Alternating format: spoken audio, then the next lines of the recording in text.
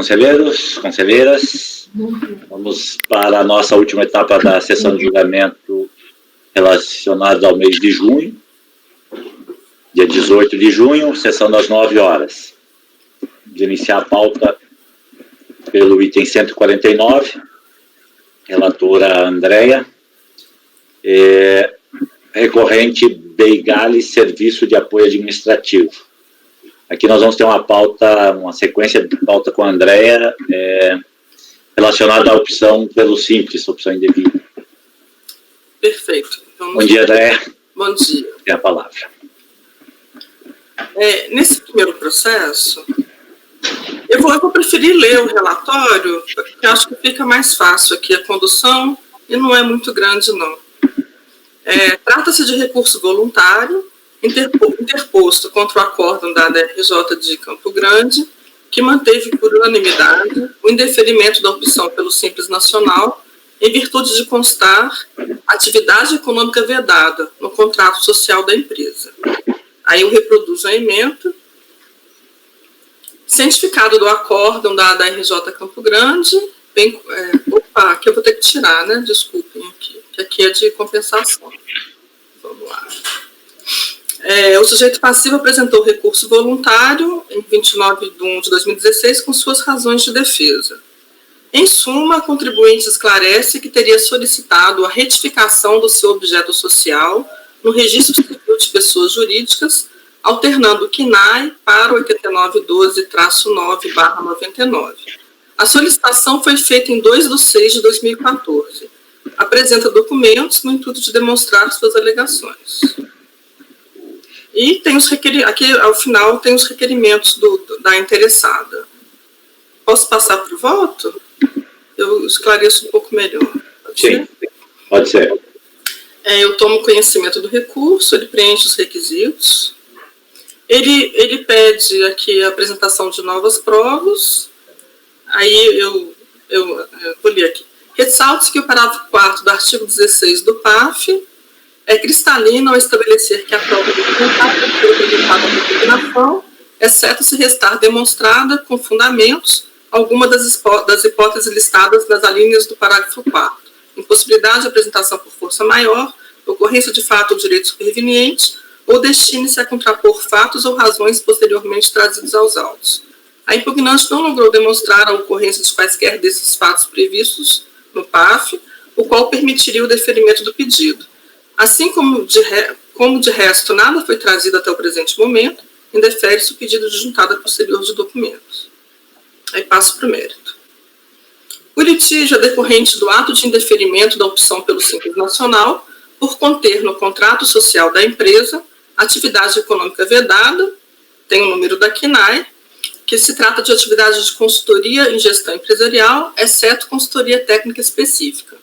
A solicitação da opção ocorreu em 10 de abril de 2014. Normalmente, a solicitação tem que ser em janeiro, né? No caso em exame, isso é porque é uma empresa em início de atividade. No caso em exame, constata-se que se trata de empresa em início de atividade, sendo que no comprovante de inscrição e de situação cadastral consta que a data de abertura da empresa foi 25 de fevereiro de 2014. É interessante destacar isso porque no acórdão da DRJ não foi observado e também a contribuinte não alega, mas é uma empresa em início de atividade.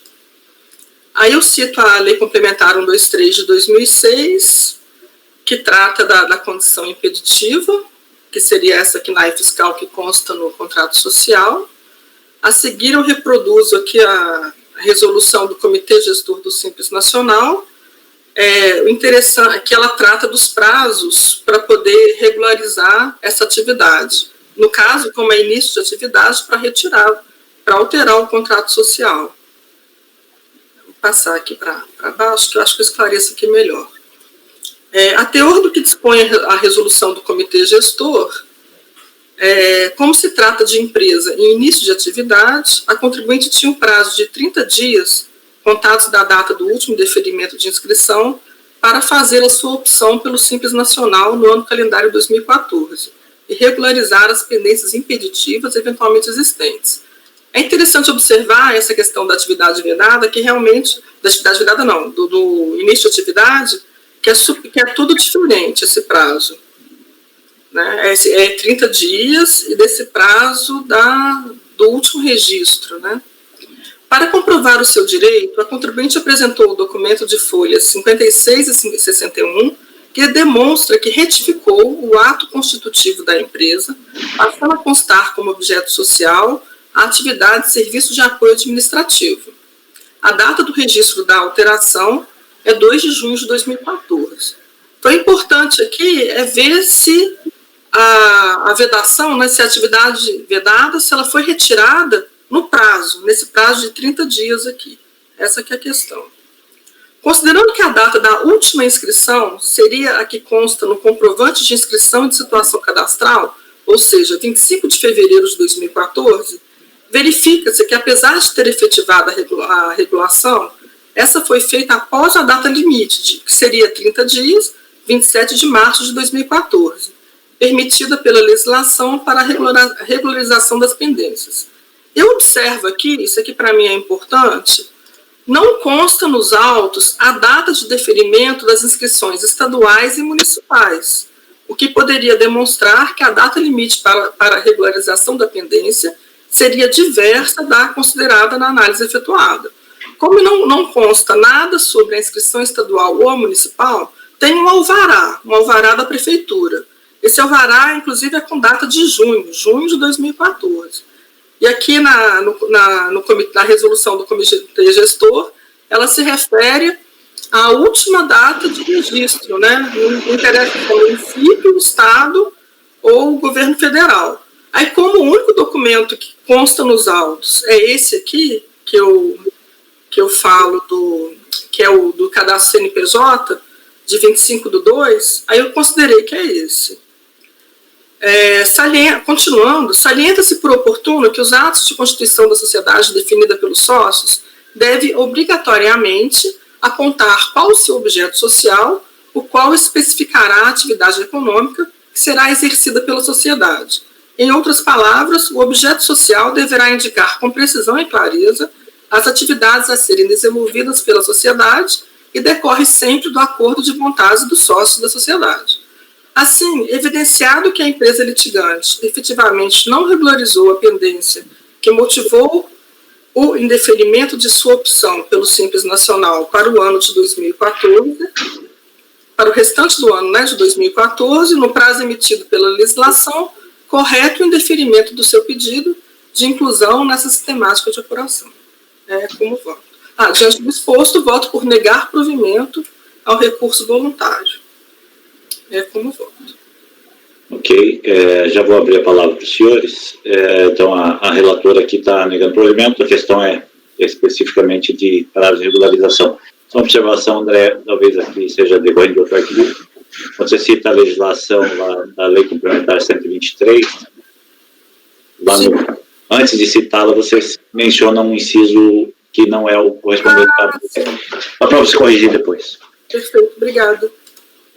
Mauritânia tinha pedido a palavra. Só com relação aqui ao contrato social, tem uma súmula do CARF, que acho que é 147, que fala que o simples fato de constar no contrato social uma atividade vedada não quer dizer que o contribuinte deve ser excluído, deve ter a fiscalização dessa atividade. De fato, mas a contribuinte não traz nada, é início de atividade, né? Ok. Tem outro voto, eu até menciono isso. Mas se fosse exclusão, daria para poder analisar, mas essa é início de atividade. Ok. Não tem como ver. Mas eu não me lembro o teor dessa súmula, ela, de qualquer maneira, não desobriga o contribuinte a fazer a prova da... Não desobriga. Ao contrário, né? Assim, ele não é suficiente, mas cabe ao contribuinte fazer a prova ao contrário. Não sei, eu não me lembro da é isso mesmo, presidente. Ela fala que não é para ir só pelo formalismo, se houver algum... No fundo, ela quer dizer... Coloquei no chat o teor da súmula, mas acho que não se aplica aqui, não. Tá certo, só para lembrar mesmo.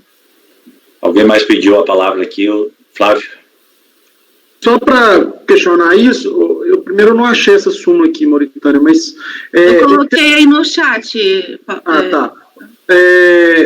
que você está querendo dizer, Andréia, me corrija se eu estiver errado, é que não tinha nem o que fiscalizar a partir do momento que era o início de atividade. Seria isso? Assim, não teria nem como fiscalização ir lá e falar, você está exercendo uma atividade que não é de acordo com o seu objeto social ou diferente. É isso, Exato. né? Beleza. Ok. Ricardo? Não, Gustavo? só para não... eu também formando aqui minha convicção, mas eu não sei se o contribuinte não alegou erro de fato na hora de fazer essa... a informação no contrato social, porque eu tenho caso assim, o contribuinte simplesmente se equivocou, né? Se equivocou ao preencher lá o objeto social do contrato, e são empresas pequenininhas, os caras não têm essa... Ele sempre quis ficar no simples, ele não sabia que se colocasse de repente, aquele tipo de descrição com aquele KNAI, ele estaria impedido. Então, na medida em que você tem aqui praticamente evidências que era o início de atividade, ele provavelmente não chegou a exercer essa atividade, temos essa súmula, será que a gente não está sendo um pouco formalista, exageradamente formalista aqui para impedir a opção dele, uma vez que ele logo depois, ali em junho, já alterou o contrato para tirar aquela atividade, só para botar na... Ricardo, a legislação já prevê isso, né? A legislação, ela prevê um prazo de 30 dias, depois de todos os registros em todas as esferas de governo, para ele poder regularizar. Então, por exemplo, só um exemplo, se for na Receita Federal o primeiro, aí ele vê que está lá, aí depois ele ainda vai no município, ele vai no estado, ele tem um prazo muito grande, sabe? Foi intimado a regularizar essa pendência que havia esse problema desse 30 dias. Foi intimado. Não é intimado, não, pelo que eu entendi aqui dos autos. O que acontece? Foi indeferido e aí dizia qual era o motivo, né? Ele tomou ciência disso. Tomou ciência. Bom, ele tomou ciência de que houve esse problema e que ele tinha 30 dias para regularizar e não regularizou, aí eu entendo. A questão, André, é que você está tomando por base a data do registro original. E realmente... Que data que contaria? Que teria que ter imediata essa recusa ao simples? Isso eu também não conheço essa. Ontem eu estudei bastante esse assunto, eu entendi assim, olha, ele tem, por exemplo, se for, eu não sei te dizer se o registro do CNPJ foi o primeiro ato dele. Pode ter sido no município, pode ter sido no estado. Ele não alega isso e não traz prova, não traz nada disso sobre o registro no estado e o registro no município. Aí, depois que ele faz o primeiro registro, ele tem 90 dias para poder optar pelo simples. Ele optou, eu até trouxe a data aqui, que eu achei interessante, ele optou em 10 de abril de 2014, e a data que consta no cadastro CNPJ é 25 de fevereiro de 2014. Então, ele optou um mês e meio, praticamente, ele deu a entrada pela opção pelo simples. Aí, depois que ele faz essa opção pelo simples, tem que contar esse prazo, pela resolução do comitê gestor, de 30 dias, deixa eu ler aqui a lei, que eu acho que ela fica melhor, quer ver? Eu vou ler aqui o parágrafo 2º do comitê gestor. Enquanto não vencido o prazo para a solicitação da opção, o contribuinte poderá, inciso 1º, regularizar eventuais pendências impeditivas ao ingresso no Simples Nacional, sujeitando-se ao indeferimento da opção, caso não as regularize até o término desse prazo.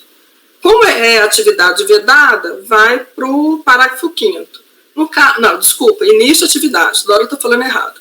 No caso de início de atividade, no ano calendário da opção, deverá ser observado o seguinte.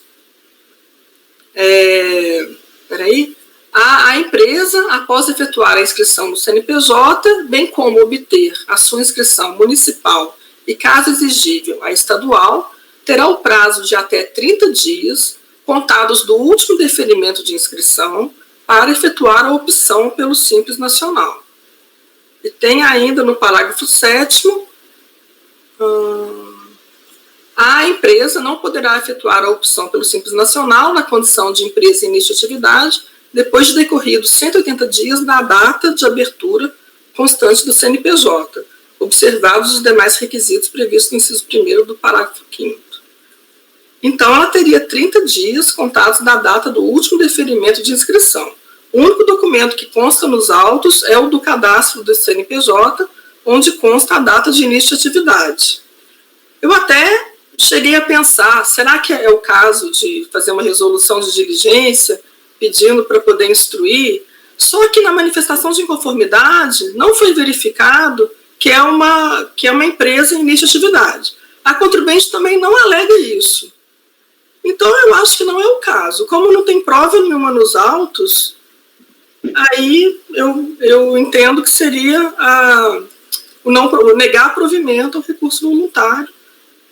André, mas tem um contrato social, eu tô precisando só casar as datas aqui, porque ela fez a alteração contratual, né? Ela fez nessa data, 2 de junho de 2014. Tem a alteração, tá junto com o recurso lá, ela apresenta a alteração contratual e, a princípio, adequa a atividade de forma correta, né? O que eu estou com um pouco de dúvida também com relação a essa questão da data, porque qual que foi a data? Porque não seria no mesmo ano calendário, porque ela fez essa alteração, foi registrado no cartório em 15 de maio de 2014, então tem até efeito retroativo para a data em que foi assinado a alteração contratual, que foi 9 de maio de 2014. O carimbo é 2 de junho, não é não? Eu vi esse documento, tem um carimbo lá, na última página, acho que é 2 de junho. Estava olhando isso ontem. Mas isso, quando ela registra no prazo de 2 de junho, tá certo, 15 de junho tem alguma coisa de 15 de maio aqui, que é o... Pode ser. 15 de maio é a data que ele baixa o cartão do CNPJ. Não, mas ele fez o registro civil, né, da alteração contratual, e a Andréa tem razão, no dia 2 de junho de 2014. Mas como ele fez dentro do prazo de 30 dias da alteração contratual, é retroativa essa data para a data em que ele assinou a alteração contratual. Então a gente tem que considerar aqui 9 de maio de 2014. E a minha dificuldade está aqui... 9 de maio, se for 9 de maio. A única data que eu tenho de registro dele... É 25 de fevereiro. É 25 de fevereiro. Mesmo assim, não dá. Mas aí que tá, eu tô com dúvida, dentro que o Matuzinho colocou, de quanto começa a contar esse prazo? Pelo que está vendo aqui, pelo que está transcrito da resolução, ele fala claramente que é 30 dias contado do último deferimento de inscrição. Então, é da data, contado, normalmente o CNPJ é o último deferimento. Eles começam pelo município, né, estado e Receita. Então, no caso, acho que do Simples, também deve manter essa regra, apesar de ser conjunto, do CNPJ ser o último ato de inscrição. O extrato que tem ali, realmente, ele tem como data 25 de fevereiro. Né? Então, eu não sei se tem outro elemento, a não ser que tem outro elemento nos autos é o que tem. Para a gente aferir. Mas eu até concordo com a coisa da retroatividade do efeito, né? Da providência, porque o cara ele tem a data do ato e tem até 30 dias para o registro. Tem isso mesmo. Flávio, sem som. O termo de indeferimento, ele está aqui, também junto com o recurso. Está aí junto com o recurso, deixa eu ver aqui. Esse termo de indeferimento é de 9 de maio. Ele não tem 30 dias a partir do indeferimento? Não, nesse caso não. Normalmente, quando exclusão, ele tem 30 dias, mas aqui não. É início de atividade. É porque é início de atividade. Aí a regra é diferente. Normalmente você teria razão. Na verdade, nem seria 30 dias do termo de indeferimento. Seria até o último dia útil de janeiro. Seria até o último dia da data permitida para opção. Você está confundindo com exclusão. Sim, quando é o ABE, tem 30 dias a partir da ciência do termo que excluiu. O indeferimento dessa opção no início da atividade não é assim. Não é assim. É diferente, é um caso especial. Eu também concordo com o Flávio, eu realmente não me atentei para isso. Eu li em algum lugar que realmente retroage, mas mesmo retroagindo, eu posso até alterar isso aqui. Na lei que rege o registro das sociedades, ele fala isso. Ela só não retroage, Andréia, quando ele faz esse registro depois de 30 dias da data da assinatura do contrato. Ou seja, ele tem que fazer dentro de 30 dias. Perfeito. Fazendo isso, ela retroage a data de assinatura. Se fizer depois, aí vai ser da data que ele fizer o registro. Mas que realmente a resolução é um tanto estranha, porque em que momento que o contribuinte toma ciência da sua não opção, né? Não, mas está no termo de deferimento, está escrito, na hora que fala termo registrado em... Deixa eu abrir aqui. Você sabe qual é a folha disso aí? Eu sei, peraí que eu vou abrir aqui agora, só um instantinho. Porque eu não tinha aberto ainda, não deu tempo, peraí. O termo de deferimento está aqui, e ele fala assim, ó, número do registro, data do registro deste termo, 7/5/2014 até a hora, 1h14 da tarde. Que folha que é esse aí, Flávio? Peraí, Flávio. Tá aqui, Matuzinho, junto com o registro, folha 12. 62, não, tem a folha 62 também, que ele juntou. Mas tem a 12, que é a original, tanto faz. 12. Aqui na 12, no termo de deferimento, no último quadrinho, tá assim, número do recibo e data do registro desse termo, 7 de maio de 2014, que seria a data da ciência. O que eu tô querendo colocar é o seguinte, e aí dentro de uma linha até que não sei se o Matosinho falou nesse sentido, como é que ele vai saber que ele tem que fazer algum tipo de regularização? Eu entendo quando você fala que é início de atividade, mas se ele ainda não teve deferido, uma dessa é deferido. O Gustavo quer falar. Fala, Gustavo. Vocês estão falando aí, não deixa mais ninguém falar, gente. Primeiro é o seguinte, o contribuinte ninguém pode se excusar de cumprir a lei por desconhecimento. A atividade vedada está explicitada na lei. Por isso aqui é que a resolução não condiciona a regularização à data do indeferimento. Ele condiciona a regularização à data que ele tem disponível para fazer a opção. Então, assim, se foi indeferido no dia 30 de maio e no dia 31 de dezembro, isso é irrelevante. O que é relevante é a data que ele teria para fazer a opção. Cara, isso está no regular, na norma do comitê gestor, é isso que está lá. Então, assim, ele tem prazo de 30 dias para impugnar, ele não tem prazo para regularizar. Então, assim, a primeira questão é essa. Eu acho que nós estamos discutindo uma questão partindo do pressuposto que o contribuinte não tinha como saber. Ele tem que saber, porque a atividade é explícita. Né? A Lei Complementar 123 lista atividade por atividade que não pode gozar do benefício. Outra questão seria a questão da súmula. Eu concordo com a Maritana que era importante. Eu acho que, André, seria prudente, se você quiser acolher a minha sugestão, de consignar explicitamente a súmula não se aplica para evitar algum questionamento, tipo assim, você está fazendo igual o Gustavo e está querendo descumprir súmula. É só para deixar claro que ela não se aplica ao caso. Mas eu aqui, gente, eu acho que nós estamos discutindo algo que não tem que ser discutido. Eu confesso que eu estou com muita dúvida, eu não sei quando que começa esse prazo, de fato, não tenho essa dúvida. Ô Flávio, eu acho que o Gustavo matou a charada aqui, porque se olhar o termo, aqui ele abre o prazo para impugnar. E realmente, assim, são dois momentos distintos. Aí ele tem para impugnar, ele tem que dizer, não, eu já tinha regularizado.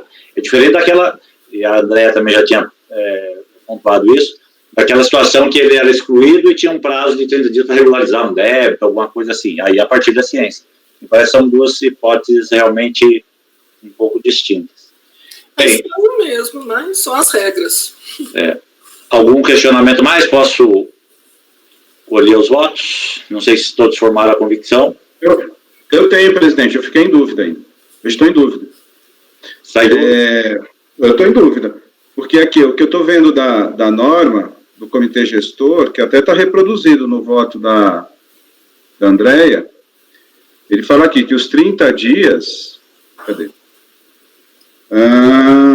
Os 30 dias é para ele regularizar a falha na opção, contados do último cadastro feito perante o poder público. E a gente não tem, eu pelo menos não tenho, e nem a Andréia tem, pelo jeito, certeza de quando foi feito esse último cadastro. Eu não sei se foi Pelos perante a Receita, no caso do CNPJ, ou se for inscrição estadual ou municipal, o termo acorde desses 30 dias é que, na minha opinião, não está claro nos autos. Eu entendo que era ônus dele ter alegado isso no recurso voluntário, como também era ônus dele observar a legislação, como bem disse o Gustavo. Mas, da mesma maneira que nos processos de compensação, em alguns casos, quando nós temos algum tipo de dúvida sobre o crédito do contribuinte ou, eventualmente, o débito, me parece que num processo que envolve a opção pelo Simples, que nós estamos tratando de grandes corporações, obviamente, eu acho que esta análise deveria ser feita mais casual, né? Ainda que ele não tenha alegado isso no recurso voluntário, nem ter trazido provas a respeito desse tema. Então, eu fico com muita dúvida em nós, nesse caso, negarmos provimento ao recurso de um contribuinte em que a gente não tem certeza sobre o termo acorde da contagem dos 30 dias. Ok, tenho dois inscritos aqui, Paulo, depois Gustavo. A não ser que haja um esclarecimento melhor sobre isso. Vamos aprofundando o debate, então, Paulo. Cleucio, só assim, tratando de simples, normalmente essa inscrição, na verdade, ela é feita todos esses procedimentos, na verdade, eles são feitos em um momento só, né? Há um convênio da Receita Federal com as receitas estadual e municipal, para simplificar, né, a rede SIM, e todas essas operações são feitas em um único momento, em um único instante, tá? Então, assim, e aí, como falou o Matosinho, normalmente o CNPJ é o último ato de inscrição nesse processo daí. O termo de indeferimento já foi emitido em 7 de maio. Quer dizer, naquela data dali, o contribuinte, antes disso, já tinha feito essa opção dele, né? Então, assim, se a alteração foi feita lá em junho, mostra que era um momento, um passo subsequente a esse indeferimento até daí. Então, assim, eu acho que não há esse eu entendo o seu receio, mas... Não, Paulo, eu não entendi. Ele fez a regularização antes do indeferimento? Não. Depois do indeferimento. Ele optou em 10 de abril. Sim, mas, claro, mas isso é a primeira, né? Maio, ele optou em 10 de abril. Em 7 de maio foi indeferida essa opção dele. E aí, depois disso, é que ele vai fazer a exclusão. Ele viu que tinha sido indeferido, e aí é que ele vai fazer essa alteração contratual. Então, quer dizer, o registro dele foi anterior a essa data aí que ele fez a opção dele, né? Então, mas exatamente esse é o objeto do litígio, né? Ele está inconformado com o fato dele ter sido não sido aceita a opção dele pelo Simples, e ele está regularizando. Mas veja só, não há essa opção, aqui não há. Aqui é o seguinte, ele tinha até 30 dias da última inscrição dele para ele fazer a alteração, certo? Não é aquele caso que ele, como até em princípio o Ricardo tinha pensado que era a situação aqui, que ele tinha sido intimado para regularizar no prazo de 30 dias e ele não tinha regularizado, e aí ele tinha sido, a opção dele tinha sido vedada. Aqui não, aqui ele tem até 30 dias do prazo da inscrição para fazer a regularização, ele fez a opção e, como ele estava incidindo na atividade vedada, essa opção foi indeferida, e aí ele não tem mais prazo para regularizar isso daí não, ele pode apresentar a impugnação só para dizer, não, esse indeferimento foi equivocado, nessa data daí eu não estava incidindo nessa vedação. Mas, no caso aqui, ele estava incidido na vedação, na data da opção, e só posteriormente é que ele faz a regularização. Pois é, mas ele não está defendendo... perdão. Só um pouquinho. Vamos ouvir o Gustavo e o Flávio que estão inscritos, e de repente eu ajudo na discussão. Gustavo. O microfone. Gustavo, tem que ligar o microfone. Eu tenho duas questões para fritar um pouco mais o nosso cérebro. A primeira é o seguinte, em relação à data da última inscrição, do último deferimento, né, da inscrição, nós temos sim, está lá no cartão do CNPJ, é a data que foi mencionada pelo André. O cartão do CNPJ fala, data de situação, dia 25/2. Eu acho que aí não tem dúvida. O problema, gente, é que ele junta uma nota fiscal aqui, dando conta de que ele prestou esse serviço e apenas esse serviço. Nós vamos considerar essa nota fiscal, principalmente à luz da súmula, serviço outro serviço que não aquele que está no KNAI dele? Aí ele traz a nota? Traz. Mas uma nota só? Uma nota. É uma nota. De quando mas é uma nota que contempla um serviço que, em tese... Ah, tá, perdão, é porque eu vi só a primeira. E é serviço de apoio administrativo. E isso em abril. Antes da modificação do contrato social. Ou seja, a atividade que ele estava desenvolvendo era apenas uma atividade permitida. Pelas 3 notas. Prestou só e o cartão do CNPJ dele... Vamos ordenar o debate. Ele prevê só um KNAI, se eu não me engano. Ou seja, ele estava desenvolvendo uma outra atividade que não aquela que estava no KNAI. Ok, concluiu, Gustavo? Flávio. Eu só quero tirar uma dúvida dentro do que o Paulo colocou. Esse 7 de abril aí, Paulo, foi a data que ele fez a opção pelo Simples, né? Pelo regime de tributação.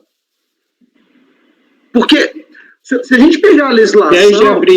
10 de abril ele fez a opção pelo Simples. Tá, porque a legislação, aí eu estou com duas dúvidas. Primeiro, se a gente contasse dessa opção, ele regularizou no tempo certo, porque ele regularizou no dia 9 de maio. Dia 15. Não, 9. O contrato social está assinado dia 9, lembra do efeito retroativo. Tá, da assinatura.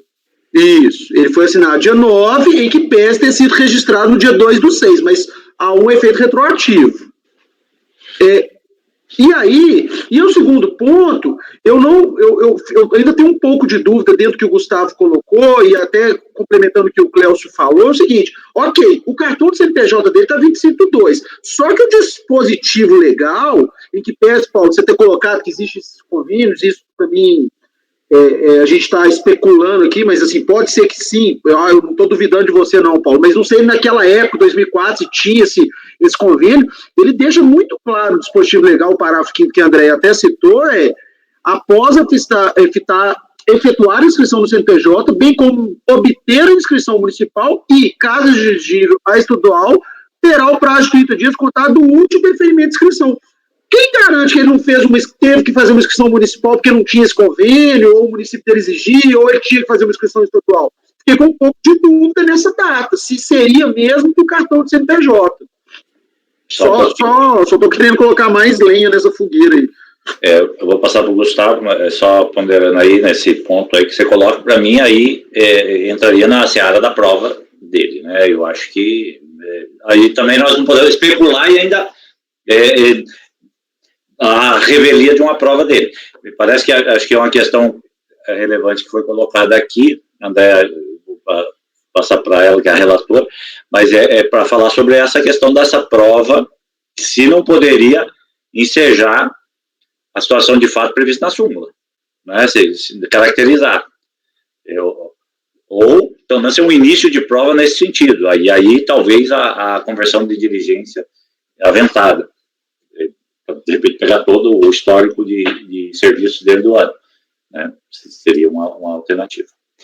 Vou passar para o André e depois eu passo para você, Gustavo. A não ser que você seja nesse aspecto aí, de repente para a André. Eu falo e daí eu passo para André.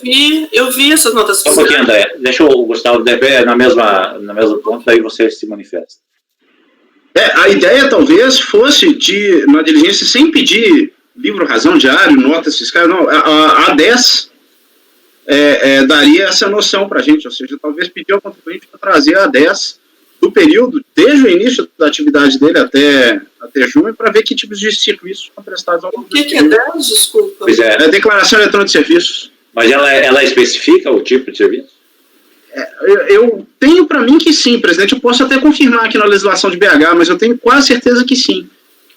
E aí isso resolveria o problema. Eu acho que as notas fiscais seria mais claro. Todas as notas do ano. O problema de todas as notas fiscais é aquela questão do contribuinte falar, é eletrônico, vou te mandar a chave, aí você acha, entendeu? A 10 eu acho que não daria essa certeza, mas tudo bem. Eu só acho que se for possível trazer a 10, ela consolida essa informação. Ela é de mais fácil exame do que a nota fiscal. Eu vou só confirmar isso, aí eu falo com vocês. Passar para o André. Então, Gustavo e colegas, eu realmente vi essas duas notas fiscais. Só que o meu raciocínio foi o seguinte, é uma empresa em início de atividade, todos os prazos, eles são dados por início de atividade. Então, eu falei assim, olha, eu não vou nem levar em consideração essas notas, porque se fosse uma atividade, uma exclusão, aí eu iria realmente retroagir, ver. Mas, para mim, também, duas notas fiscais, elas não dizem nada, porque quem me garante que nesse tempo todo, sei lá, em 1 mês, em 2 meses, foram só duas notas fiscais, entendeu? Para mim, até talvez deveria ter realmente mencionado isso no meu voto, eu não mencionei, mas é o início de atividade e tem todo o regramento, como o Gustavo bem colocou, está lá na lei, muito claro. Eu até entrei ontem no site do Simples Nacional, está lá bem claro quais são os passos, quais são as atividades vedadas. Está tudo muito claro. E, como o Gustavo também alegou, ele não pode, ele não pode alegar que ele desconhece a lei. Todos os passos para poder aderir ao Simples Nacional estão lá muito bem especificados. Então, uma nota fiscal falando que ele não exerceu aquela atividade, para mim, nesse momento, é irrelevante, é início de atividade. Ele já deveria ter colocado, ele não poderia ter colocado no contrato social dele uma atividade vedada, ou se tivesse colocado, o comitê gestor, a lei complementar, tem todo um regramento para ele poder corrigir. Se é justo ou não é outra questão, mas existe esse regramento. Ok. Gustavo, quer falar? Desculpa, eu deixei minha mão em pé aqui, não era falar isso não, mas de qualquer jeito, aproveitando o ensejo, a André tem razão, e a nota fiscal é posterior à data que ele tinha para regularizar. A primeira nota apresentada. Ela é de abril, a data que ele tinha até março. Então, enfim. Bem, nós vamos ter que encaminhar. Foi aventado aí pelo Clécio a possibilidade de uma realização de diligência. Você quer sustentar essa hipótese ainda ou podemos... Gostaria sim, presidente. Eu continuo ainda muito inseguro em negar provimento ao recurso da recorrente. Eu acho que duas razões fortes me fazem manter o entendimento. Primeiro que essa questão em torno das notas fiscais, ela seria importante para que o contribuinte pudesse esclarecer que tipo de atividade realmente ele está executando, principalmente depois que ele faz a correção no processo administrativo para adequar a sua atividade à legislação do Simples. E um outro ponto é que é o seguinte, eu acho que aí me parece que tem uma espécie de fungibilidade entre o recurso e a impugnação do contribuinte, porque uma coisa seria ele manter a tese de que a atividade vedada poderia ser aceita como opção do Simples.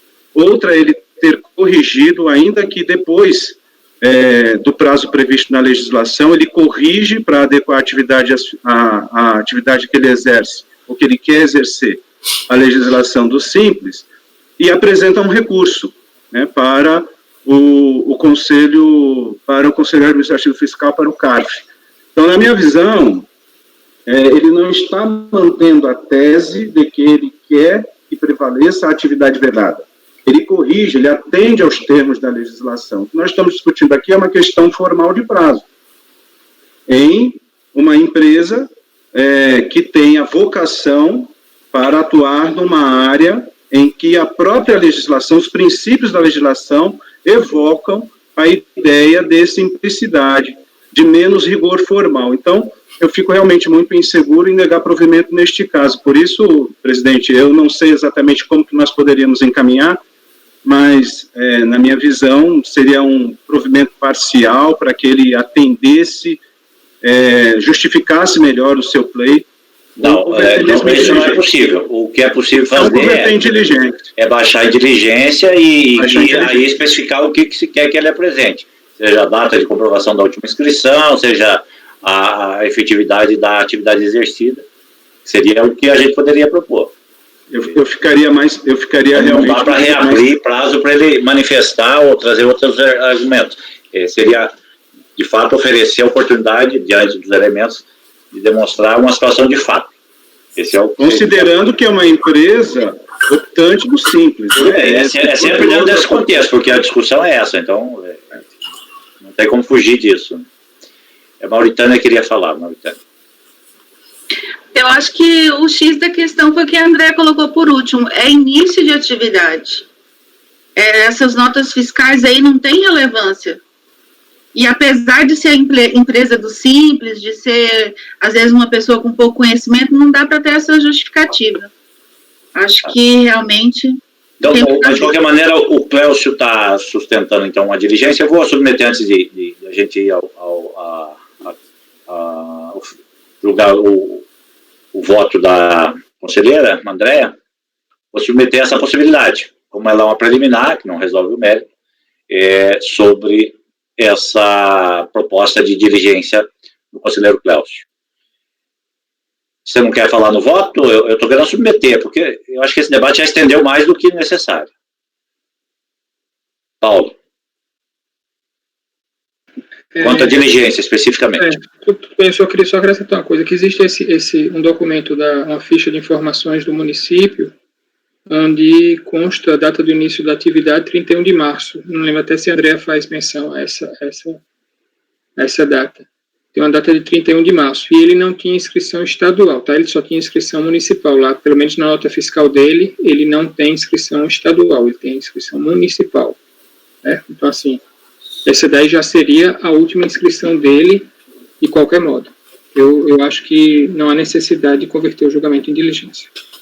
Ok. Gustavo? Eu também não, presidente. Acho desnecessário. Flávio? Eu. Ricardo. Só fazer umas observações que já depois também já me voto. Essa legislação do Simples é lamentável, né? Para que um regramento diferente entre o termo de indeferimento da opção e dois atos, indeferimento da opção e a exclusão.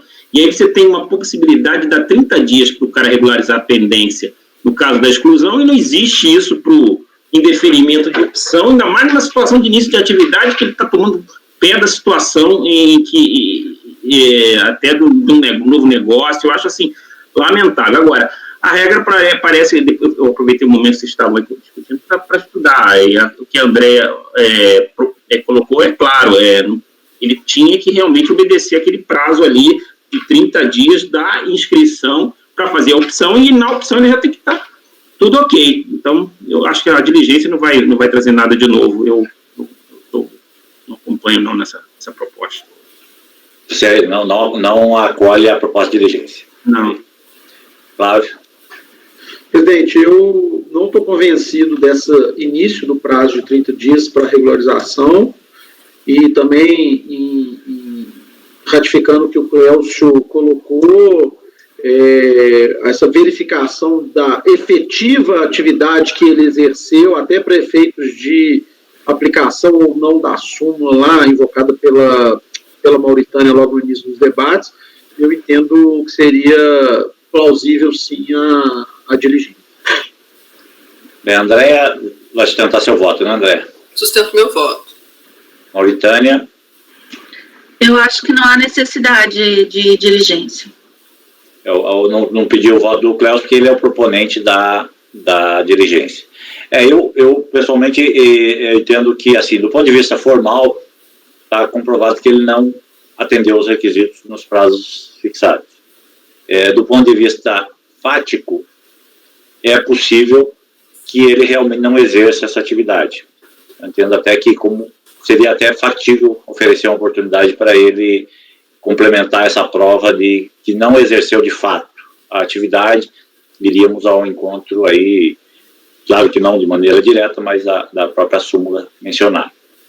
mas eu também, mesmo votando dessa maneira, somos minoria, então fica rejeitada a proposição de diligência, né? Foram 5 votos a 3 contrário à diligência. Então agora só nos resta a colocar em debate o próprio recurso e o próprio voto, né, da conselheira, e admiti-lo ou não, né? Dar provimento ou não. Eu vou voltar agora com relação ao recurso. Paulo. Acompanho a relatora. Gustavo. André, você vai fazer uma observação quanto à inaplicabilidade da súmula ao caso, né? Sim. Tá. Com a relatora, presidente. Ricardo. Acompanho a relatora. Flávio. Difícil, né? Votar assim quando você não tem. Mas eu vou acompanhar pelas conclusões, presidente. Não tenho convicção desse entendimento. Mas pelas conclusões, por favor. Cláudio. Presidente, eu vou como o Flávio, eu vou pelas conclusões, porque, de fato, pelo conjunto, pelo contexto, na minha opinião, seria mais conveniente a diligência. Mauritânia. Com a relatora, presidente. Eu também acompanho a relatora, aí, uma vez não realizada a diligência, aí, diante dos elementos dos fatos, eu acho que as conclusões estão perfeitas, os fundamentos também. Ricardo. Então, vai ficar... Oi? Ricardo votou? Votou. Votou não. Votou, Ricardo? Alô? Me ouviram, não? Eu não sei se eu te chamei, eu achei que tinha te chamado. Eu disse que acompanho a relatora. Falou, né? Votou, gente, votou. Mas é bom checar. Então, por unanimidade de votos, negado o provimento ao recurso, votando pelas conclusões, conselheiros Flávio e Cléucio. Correto? Esse foi fácil, hein? Foi. Vamos ver se a gente acha o mais difícil aí. Vamos lá. Esse é simples, né? Esse é um simples. Mas eu acho que esse era um dos mais complexos mesmo. Eu achei que fosse dar uma discussão. Então vamos para o próximo, 150. Conselheira Andréa, segue com a palavra. É José Mauro Reale, né? É isso? Isso. Vamos lá. Nesse caso, é uma exclusão do Simples Nacional. Eu vou ler o relatório também, que eu acho que facilita para mim. Trata-se de recurso voluntário interposto contra o acórdão da ADRJ Brasília, até eu fazer parte do colegiado, por coincidência, que manteve a exclusão do Simples Nacional, efetivada pelo ato declaratório executivo da DRF Belo Horizonte, com efeitos a partir de 1º de janeiro de 2015. Em virtude de existirem débitos da contribuinte, em virtude da contribuinte possuir débitos, eu vou corrigir aqui, tá? Possuir débitos com a Fazenda Pública Federal com a exigibilidade não suspensa. Consta do acórdão da DRJ Brasília que um dos débitos motivadores da exclusão remanesceu em situação de exigibilidade após o término do prazo para regularização. Era uma DCTF por multa de atraso. Era uma multa de DCTF por atraso. Na ausência da comprovação da regularização dos débitos em tempo hábil, foi mantida a exclusão da empresa do Simples Nacional. Reproduzo a emenda. O contribuinte foi cientificado e apresentou suas razões de defesa. E ela apresenta os esclarecimentos que eu vou até ler aqui. A empresa não possui débitos fiscais, a empresa mantém o recolhimento regular de seus tributos.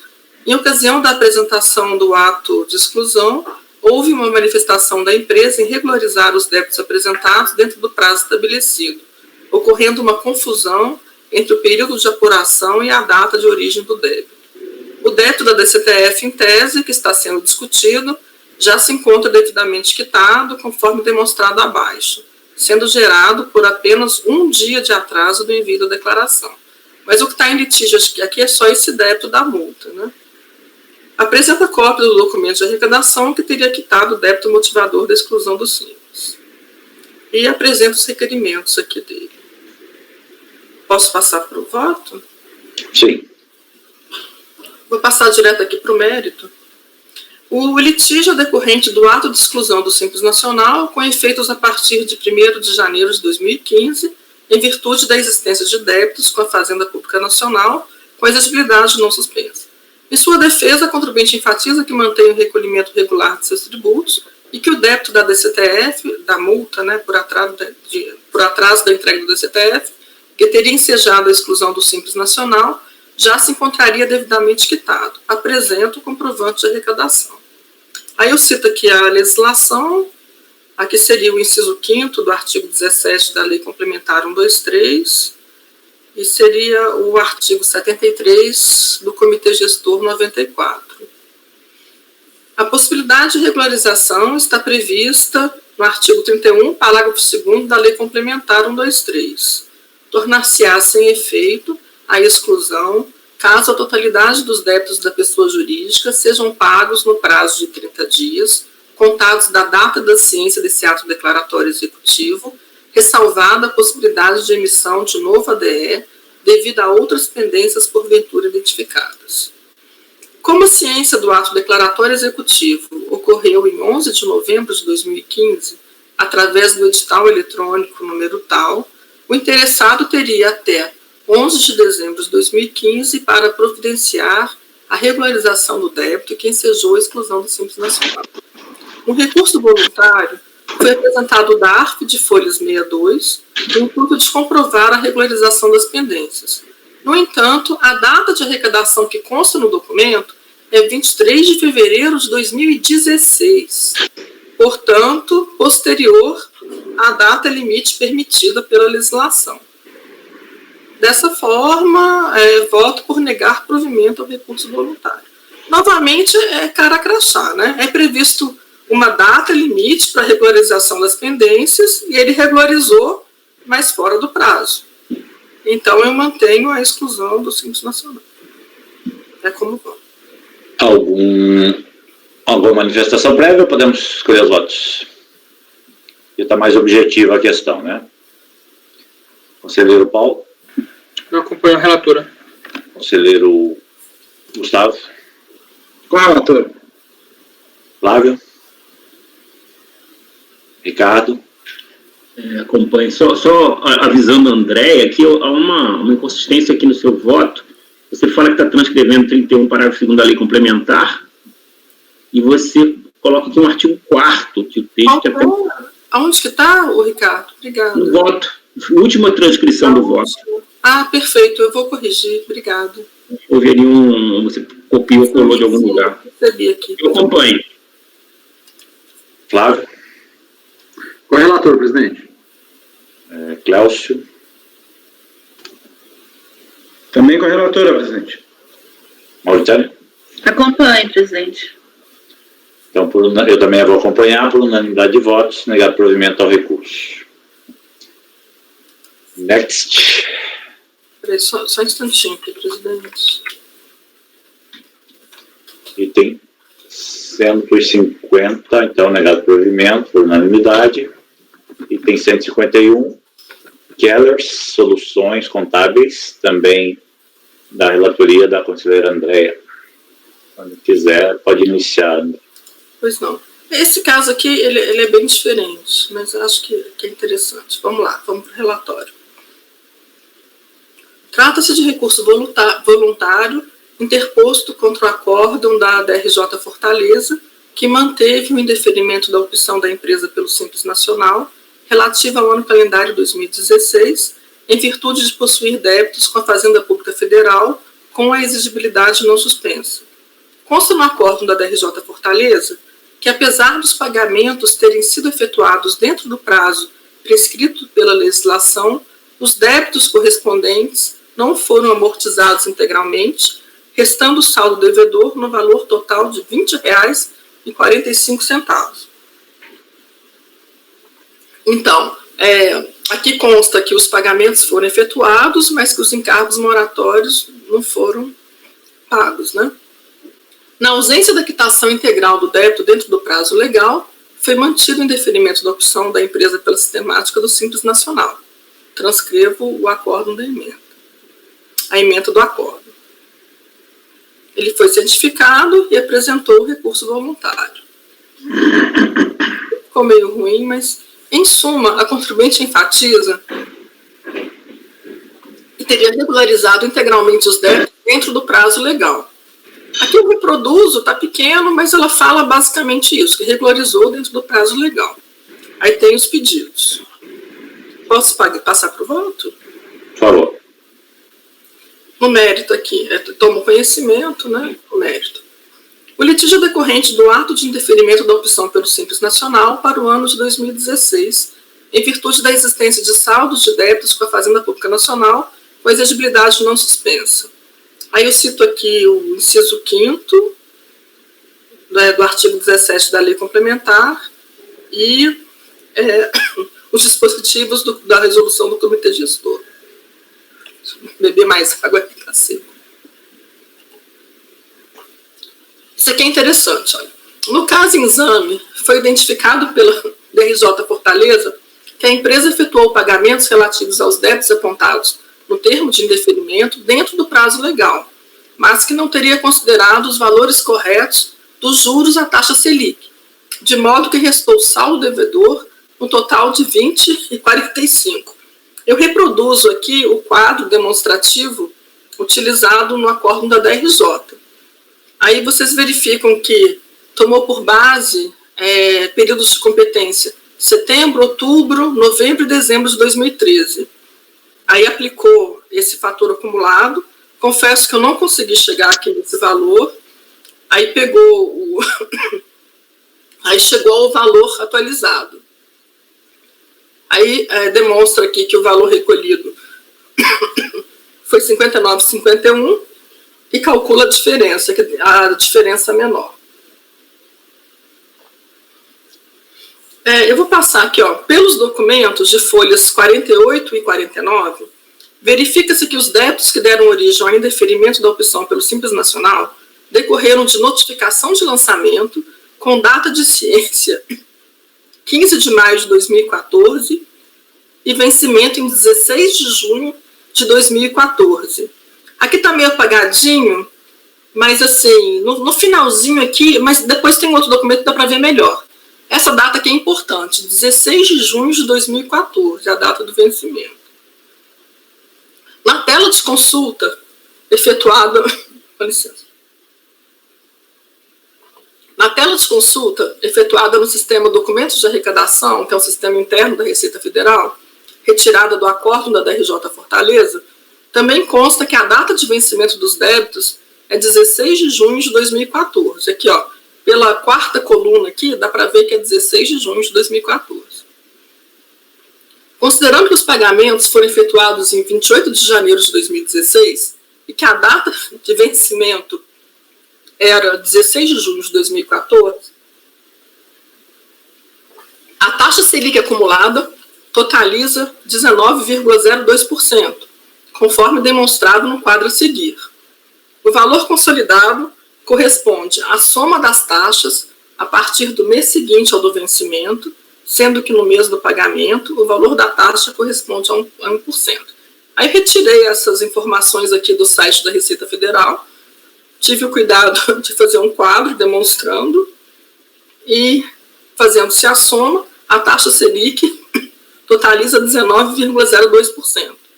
O quadro abaixo, eu reproduzi um quadro semelhante ao que constava na DRJ Fortaleza, demonstra o valor devido atualizado, aplicando-se a taxa Selic acumulada de 19,02%. Espera aí só um pouquinho. Vou colocar mais água aqui.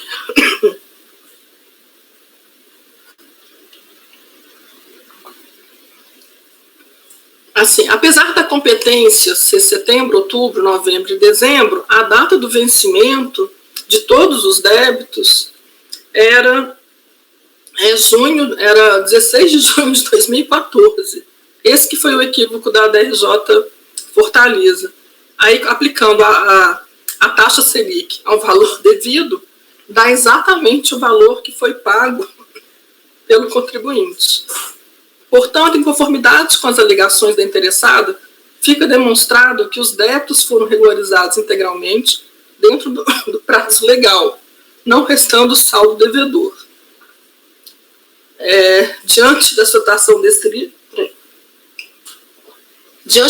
descrita, impõe-se deferir a opção da empresa pelo Simples Nacional para o ano de 2016. E, diante do exposto, voto por dar provimento ao recurso voluntário. É como voto.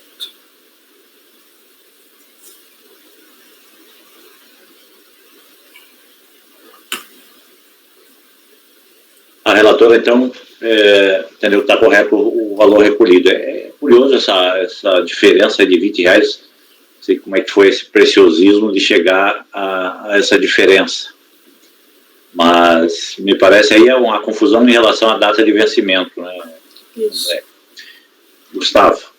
Não, é só interessante, porque eu entendo a lógica deles. Quando a gente pegar autos de infração, ainda que o vencimento se dê daí a 30 dias, para não haver novos encargos, o que quer que você faz a atualização monetária do débito desde a data da constituição e não do lançamento, objetivamente. Então, se eu for exigir, sei lá, imposto de renda da competência do primeiro trimestre de determinado ano, eu vou contar, eu já vou atualizar a partir daquele mês. Eu acho que foi isso que eles pensaram. O problema é a falta de dado para a gente saber, que inclusive que tipo de débito que nós estamos falando. Não, dá para ver. Teve aquele... Desculpa, Gustavo, te interromper. Teve esse documento aqui, dá para saber exatamente o que é. Aqui, ó, o código de receita é o 0594. Eu não sei de cor qual que é, mas deixa eu olhar aqui no site. Dá para saber. Esses documentos aqui que estão nos autos, tem para cada um dos débitos. Aí dá para entender exatamente que está correto a data do vencimento ser igual para todos. Não, a data de vencimento original, ele pagou quando isso aqui? Ele pagou aqui, eu coloco aqui. Ele pagou, os pagamentos foram 28 de janeiro. Consta nos autos. O problema é esse, porque se ele foi notificado, a notificação de lançamento vai fixar um prazo de vencimento para ele pagar com desconto, com não sei o que mais. Mas, a depender do que seja o tributo, por exemplo, nós estamos falando de 4 competências. É mensal, nós não estamos falando de vencimento trimestral. Qual que era o prazo que ele teria para fazer o recolhimento dessa competência sem que ele fosse, desses tributos, sem que ele fosse notificado, entendeu? Sim. Mas porque se de fato a data de vencimento se refere apenas à data para o pagamento da notificação de lançamento, isso não é para ele não pagar com juros, isso é apenas para ele gozar de algum eventual benefício do tipo de pagamento com desconto.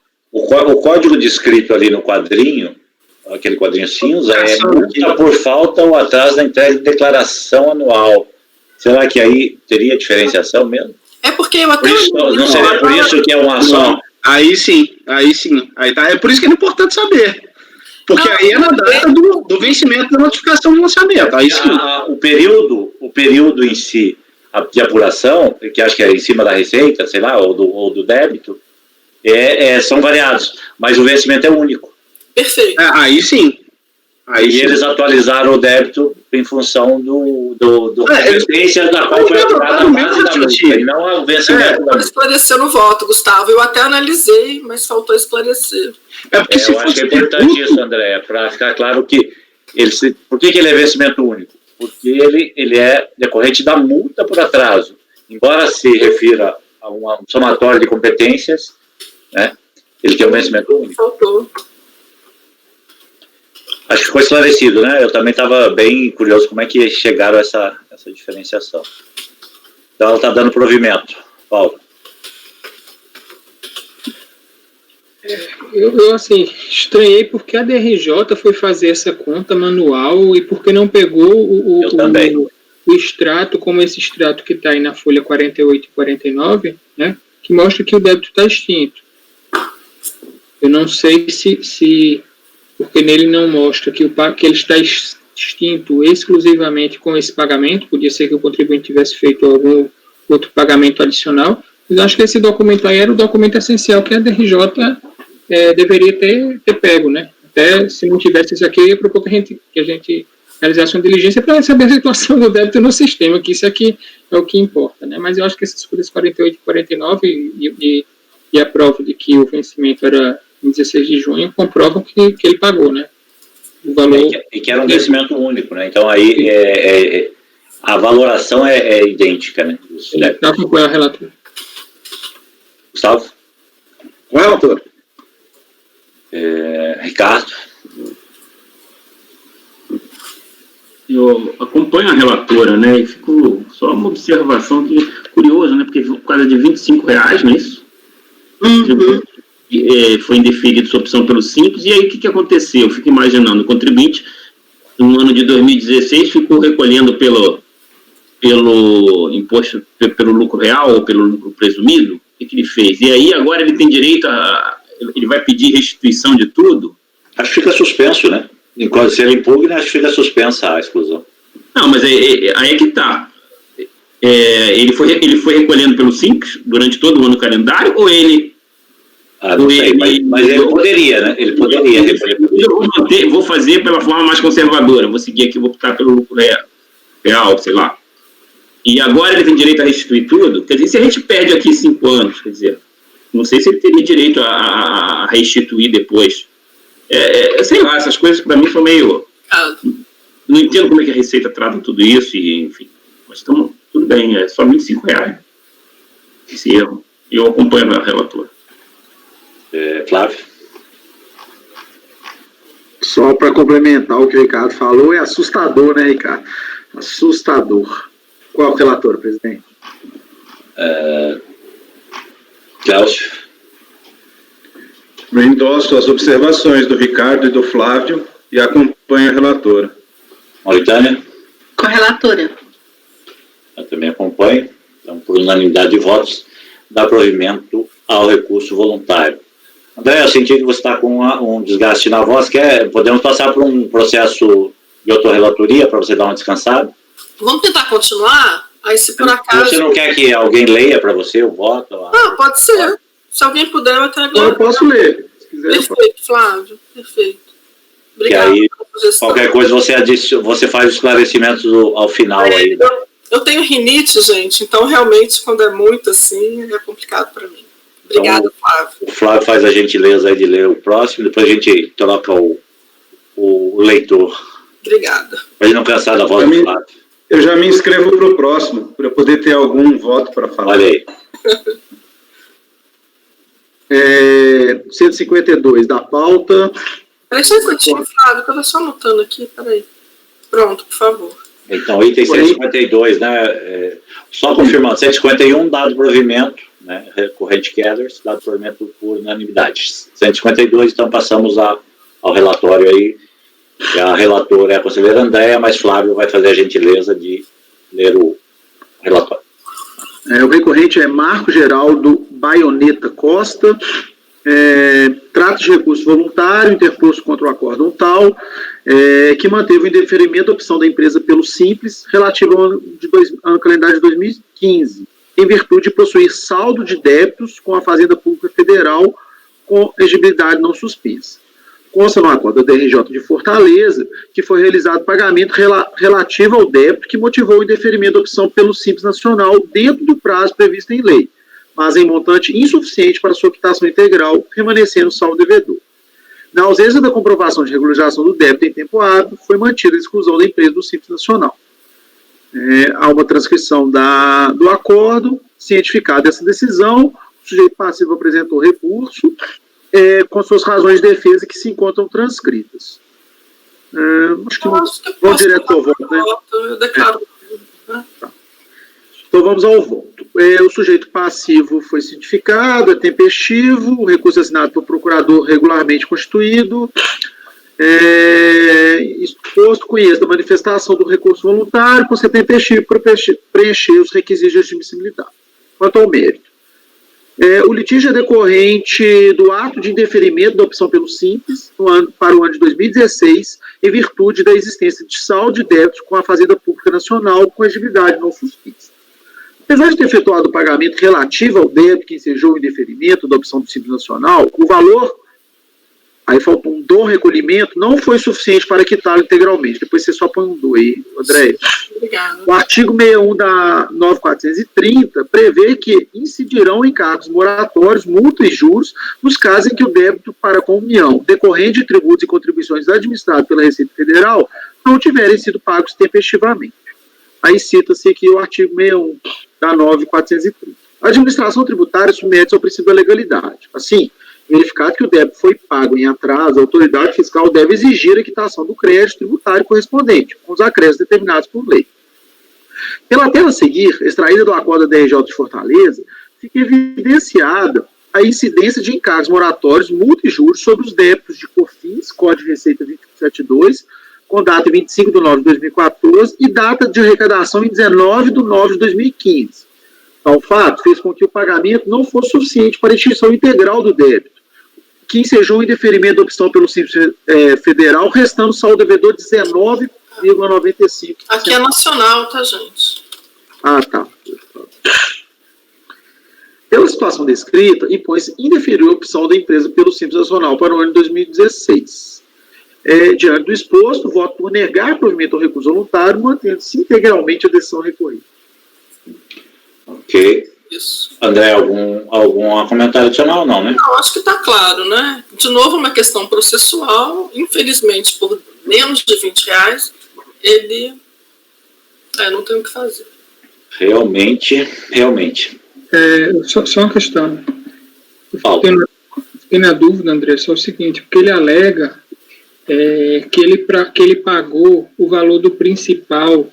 Sim. Exatamente igual ao que estava devido. Né? E aí que na alocação, esse valor que ele teria pago, que seria do principal, teria sido alocado a juros, e que na verdade então a pendência dele seria só relativa a juros. Aí você acha que não seria interessante fazer menção a essa questão da alocação aí, não? Pode ser, porque para mim é tão natural, né? Porque a Receita Federal, a imputação é proporcional. O débito, na verdade, era o débito de 1951, e eu paguei esses 1951, só que eu paguei com entrado e o que eu fiquei devendo, na verdade, foi só juros. Mencionar a questão da imputação que é feita pela Receita Federal, que é uma imputação proporcional, né? Ela faz de tal forma que o valor do principal, assim, até que ela faz proporcional, não é isso? Ela pega o valor do principal, multa e juros. Eu vou mencionar, obrigada.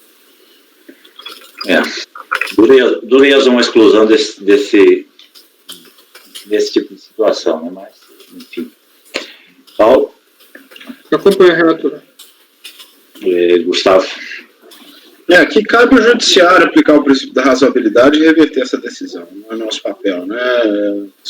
Resolver o problema da lei. Com o relator. Ricardo?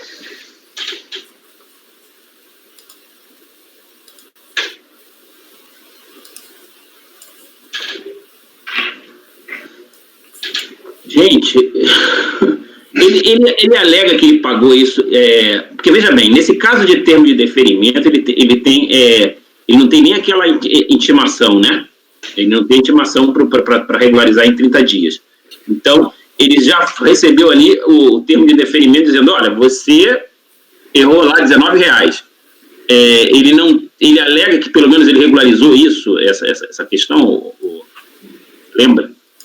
Não, ele não alega isso, ele alega que pagou o principal, entendeu? E que ele entende, que o Paulo colocou, ele entende que já que ele pagou o principal, que o não pagamento de multa e juros não seria motivo dele... O principal ele pagou, o problema foi o acréscimo moratório de R$19.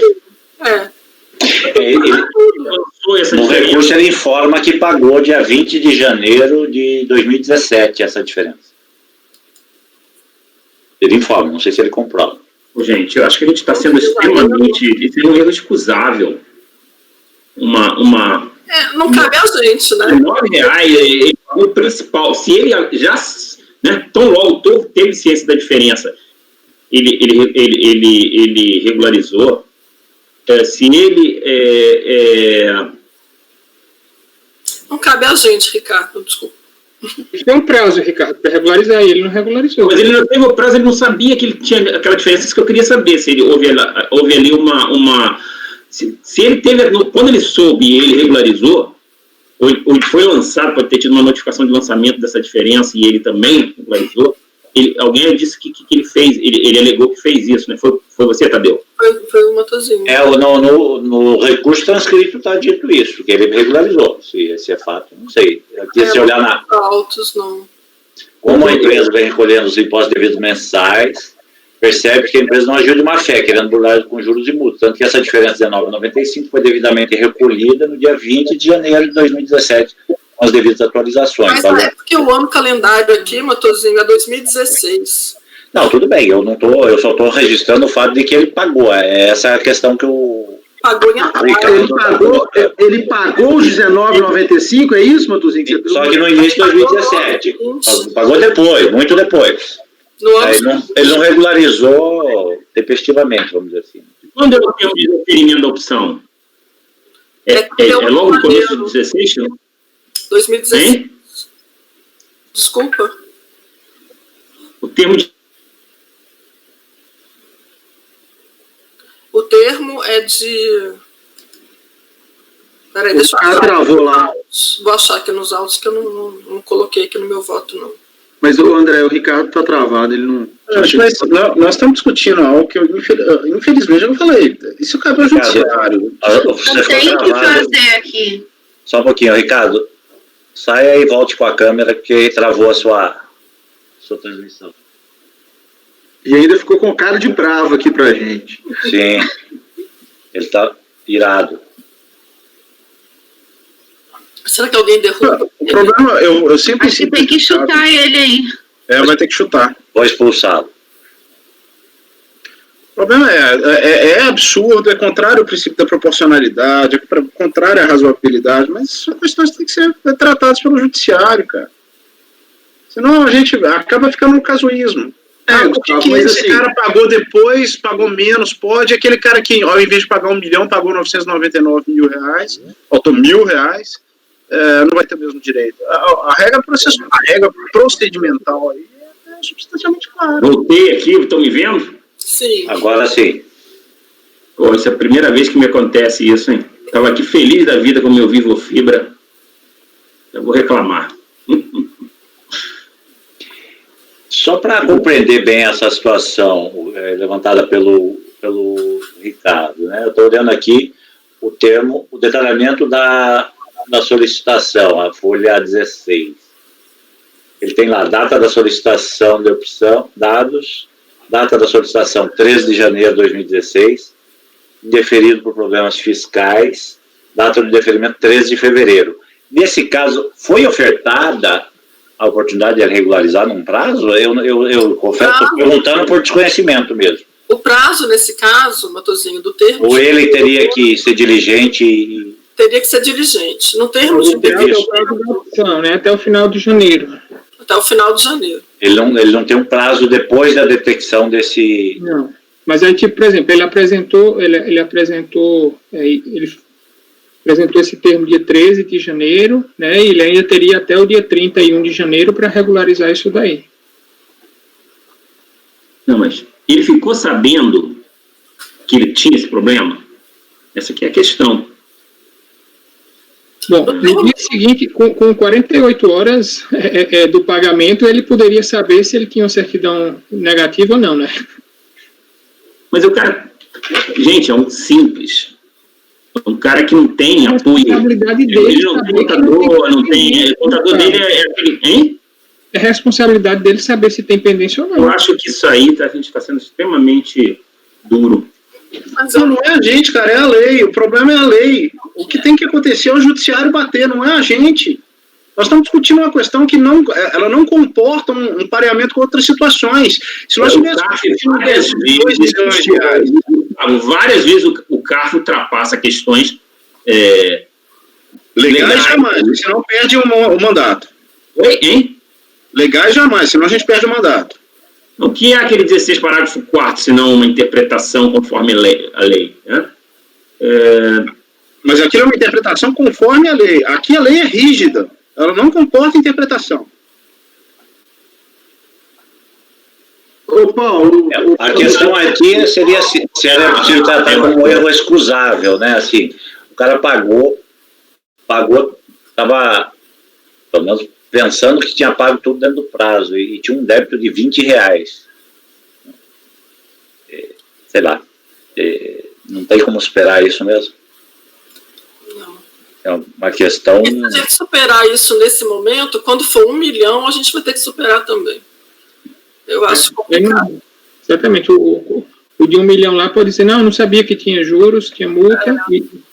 Infelizmente. O cara de 1 milhão jamais vai cumprir esse tipo de erro. Mas, enfim. Bom, vamos lá. Ricardo, eu tô me sentindo solitário nessa discussão. Eu tenho... Não tá solitário, não.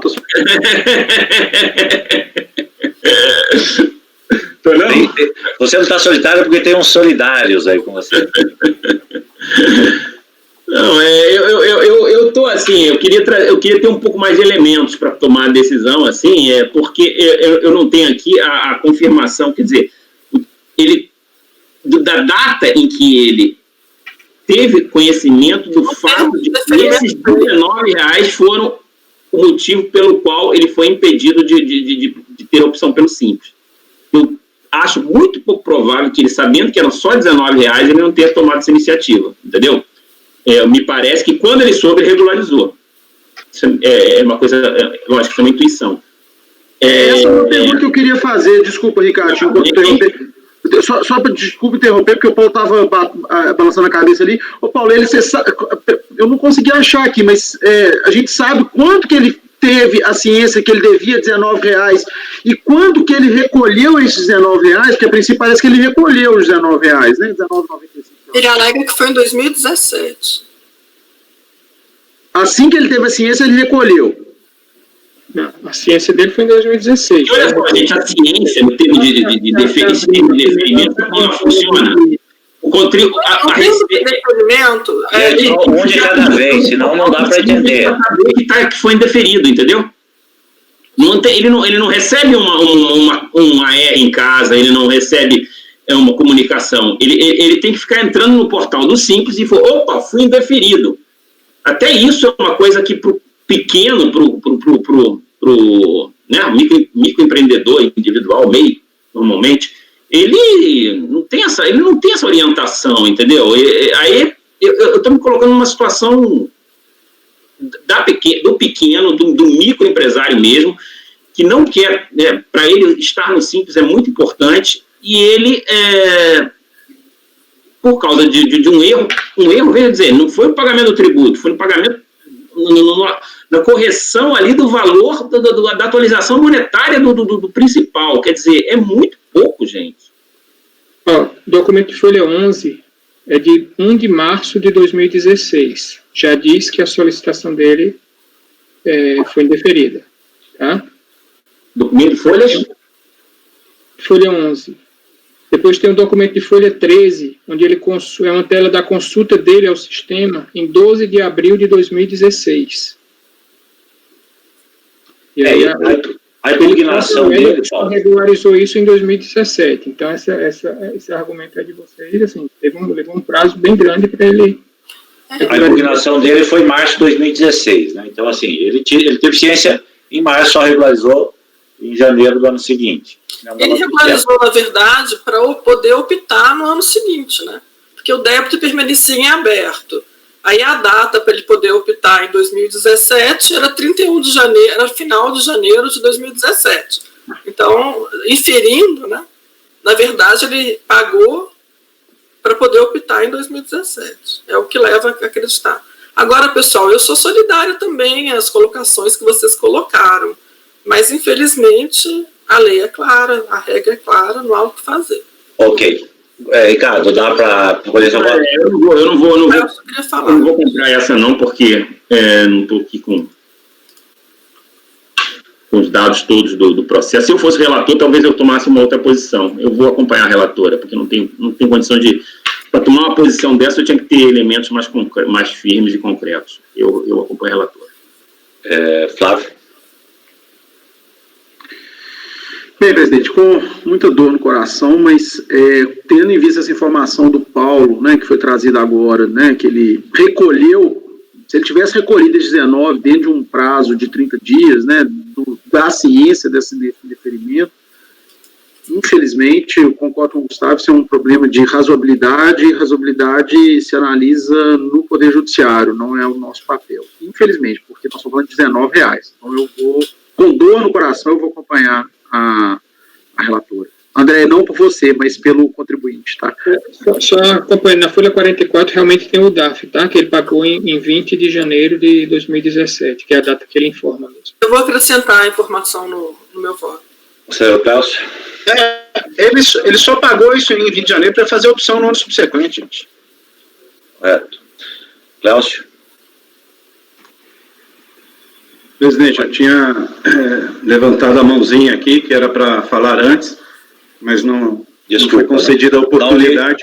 Não lhe vi, não vi. Aqui ela aparece e some imediatamente do vídeo e aí eu perco.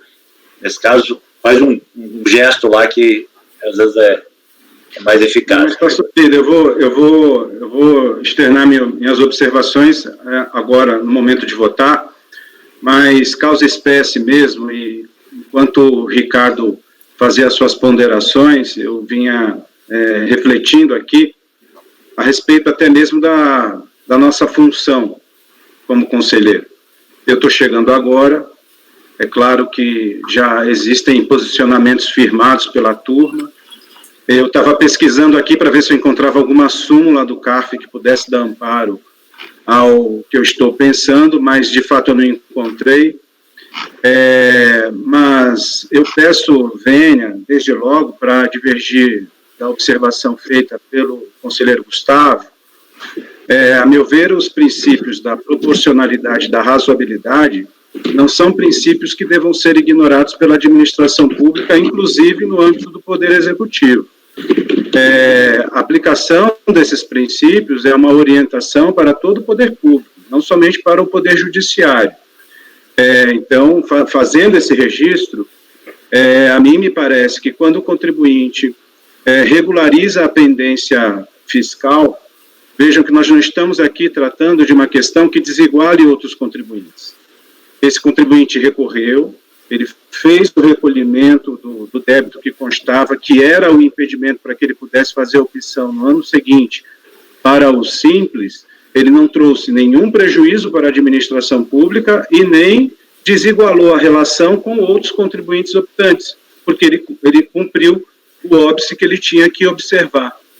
Então, a mim me parece que a típica aplicação do princípio da razoabilidade ou da proporcionalidade, há uma divergência teórica em relação aos dois conceitos, eu sei, mas eu acho que não é essa a questão, principalmente levando em consideração o que o legislador quis quando criou, e a Constituição quis também, quando criou um regime especial para contribuintes que são microempresas e empresas de pequeno porte.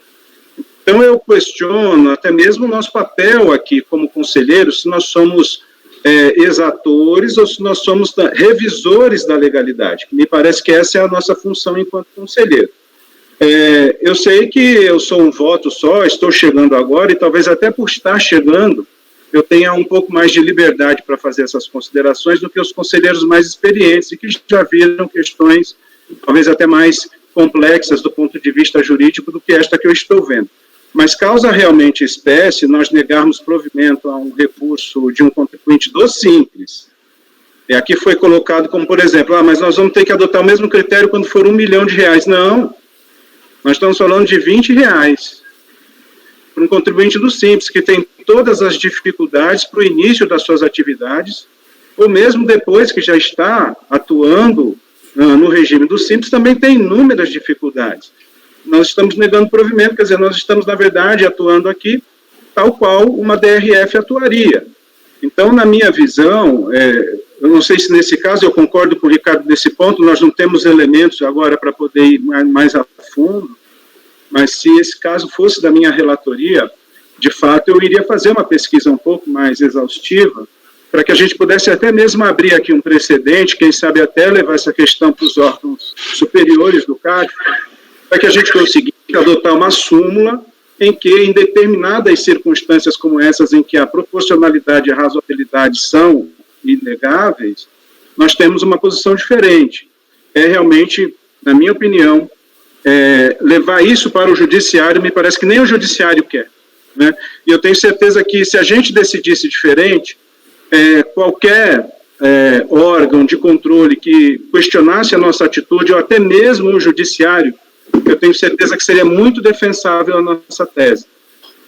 Feitas essas considerações, presidente, eu, de fato, causa-me realmente muita impressão isso, uma impressão negativa, é óbvio. Eu tenho que acompanhar o voto da relatora, mas acompanho só pelas suas conclusões. Não me parece que isto seja razoável ou proporcional, e esses dois princípios são aplicáveis para toda a administração pública. Então, acompanho a relatora com essas observações, presidente. Ok, só para lhe... talvez, evidentemente, o senhor já conhece, já estudou o regimento, mas existe a possibilidade, no caso desse, inclusive, de o senhor apresentar a declaração de voto se assim o quiser.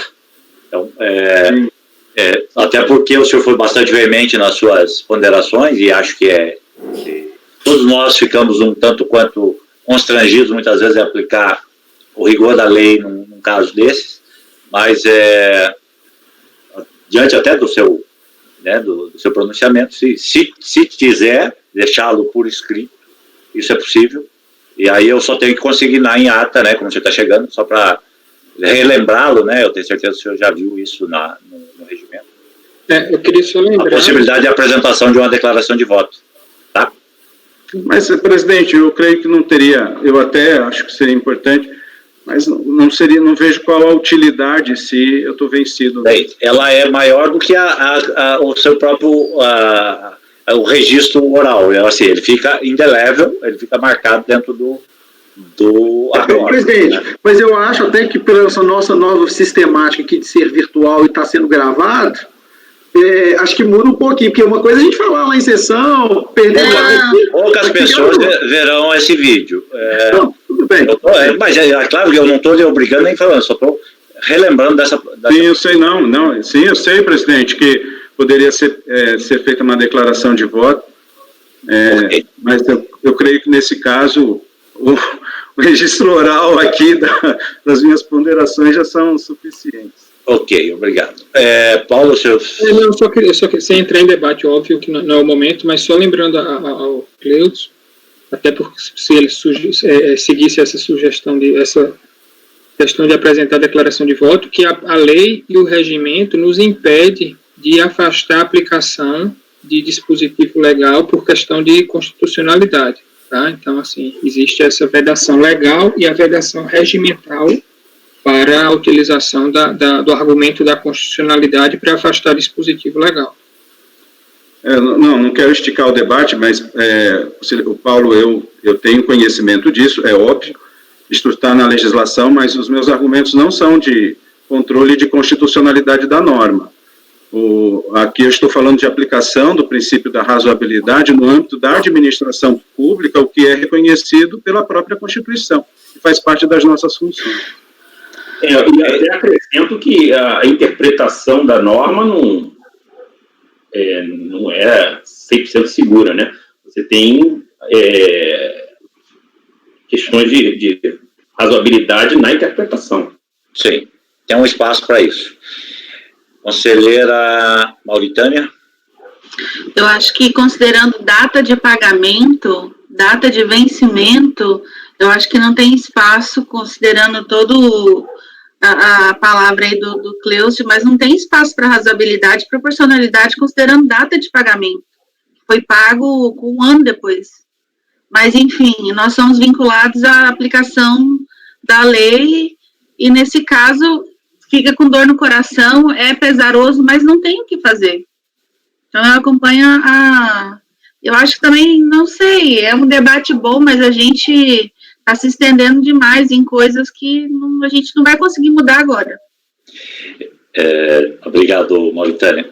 Eu estava pensando comigo que nós estamos julgando o quarto processo de Simples, e eu acho que esse sentimento sempre bate nesses processos, mais ainda do que num processo de maior monta, e acho que essa sensação de uma certa impotência, né?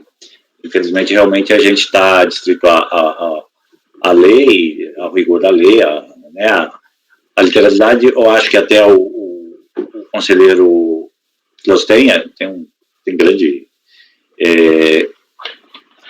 grande razão aí nessas ponderações, mas, assim, o espaço da razoabilidade e da proporcionalidade, ele me parece, assim, que nos é franqueado num momento em que há um espaço de interpretação ou no vácuo de uma norma, ou na falta de isonomia entre situações, né, claramente, principalmente na norma infralegal.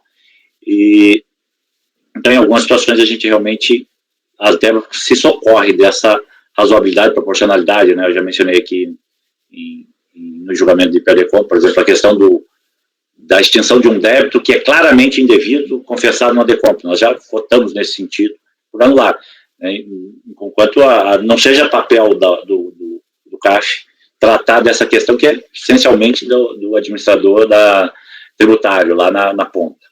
Né. Mas existe um certo desconforto, né,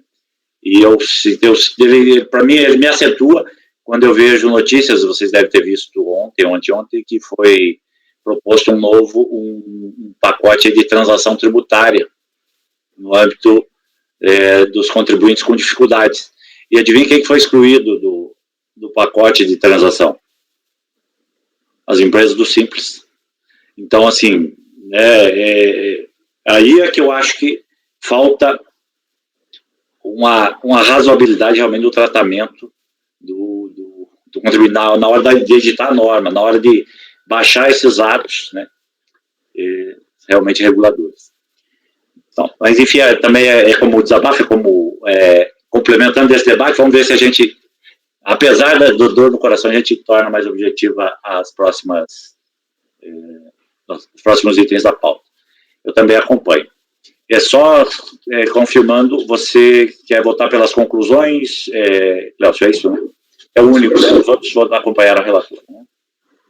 Então, por unanimidade de votos, né, o provimento ao recurso do item 152 do colegiado, o conselheiro Clécio vota pelas conclusões da relatora. Tá? Vocês querem fazer um intervalinho? Vamos fazer uns 10 minutos. Já retornamos. Gravação interrompida.